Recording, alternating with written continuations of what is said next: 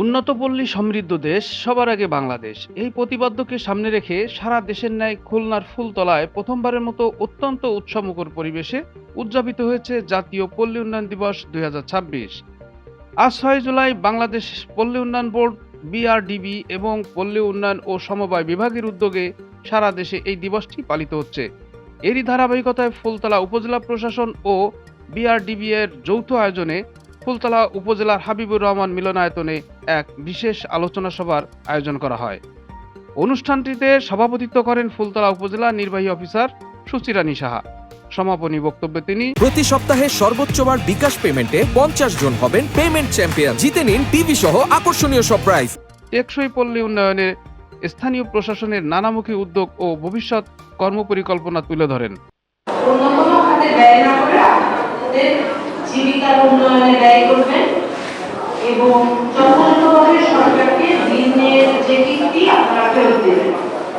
তাতে পরবর্তীতে সরকার আপনাদেরকে হয়তো যে স্কেলের ঋণটা দেয়, পরবর্তীতে আপনাদেরকে হয়তো আরো বর্ধিত হারে যারা নিয়মিত পরিশোধ করেন তারা বর্ধিত হারে ঋণ পাবেন এবং আশা করবো আমরা ভবিষ্যতে নানান ধরনের সুযোগ সুবিধা পাবেন।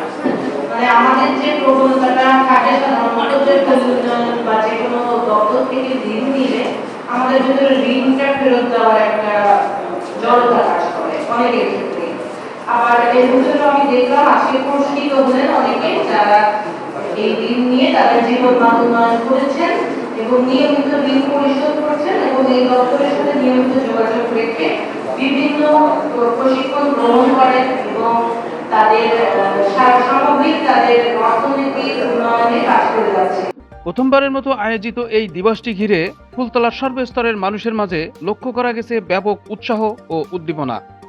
বক্তারা আশা প্রকাশ করেন এই দিবসের মাধ্যমে গ্রামীণ অর্থনীতি আরও গতিশীল হবে এবং রূপকল্প 2041 বাস্তবায়নে পল্লী উন্নয়ন অন্যতম চালিকা শক্তি হিসেবে কাজ করবে।